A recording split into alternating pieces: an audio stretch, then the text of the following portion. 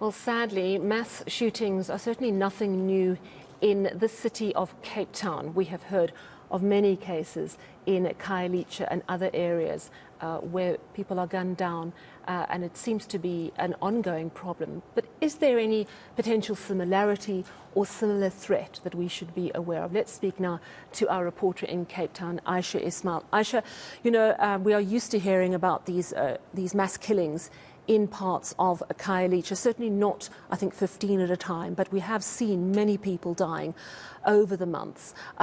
I know that you've been speaking to authorities, and of course the concern is whether there's any link.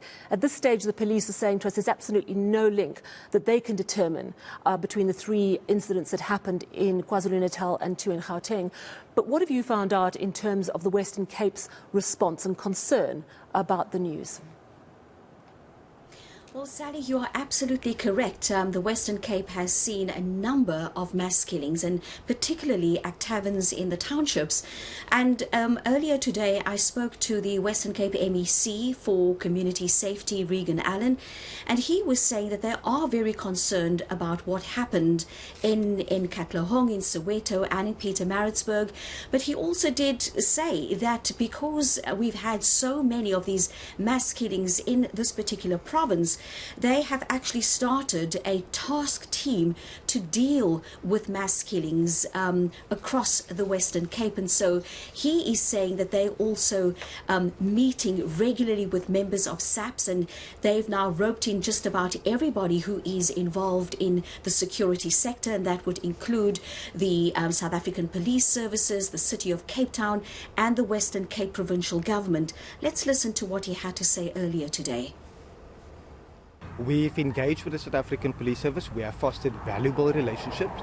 There is a task team that's already been set up in terms of the extortions, in terms of gang-related activities, but also in terms of the mass shootings, which is welcomed, that coordinated approach where the City of Cape Town, together with SAPS and the Western Cape Government and safety stakeholders, are coordinating in order to ensure that if it happens, that everything is done in order to bring those culprits to book. We've also seen that in terms of crime intelligence, how we've been engaging the South African Police Service to make sure that crime intelligence is ramped up to ensure that it does not happen in the first place.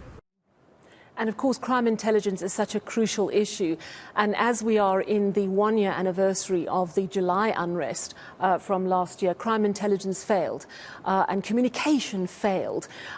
It seems that in the Western Cape, a lot of those shootings seem to be gang-related. Of course, we don't actually know the motive for the weekend shootings, whether it's business rivalry, whether it's revenge attacks, or whether there indeed is gang activity as well. We simply don't know. But I think coordination and pooling of resources is a critical issue, and it's something the authorities have touched on today, isn't it?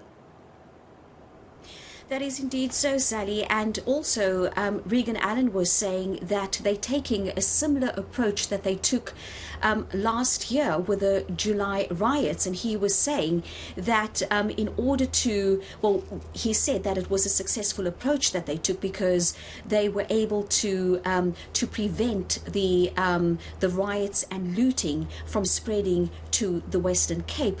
But I also asked him about whether he has been in contact with the National Police Minister, Becky Cele, so that they can discuss this coordinated approach that he spoke of earlier. And he was saying that while he has not been in contact with the minister yet, he's sure that there will be some meeting that will take place, because again, he was talking about how important it is to have this coordinated multidisciplinary approach. Let's listen to what Regan Allen had to say. I've not received any communication directly from the National Minister of Police, but what we have done and what we have taken upon ourselves here in the Western Cape is to ensure that we strengthen the hand of SAPS members here in the Western Cape, and we have built those relationships. So I am in contact with the Provincial Commissioner, with Deputy Commissioners, together with cluster commanders around this particular matter. Yeah, and as we don't yet know if there is any link at all in any of these incidents, it's best to cover all your bases, I would imagine. Thank you very much for that update from Cape Town. That is eNCA senior reporter Ayesha Ismail.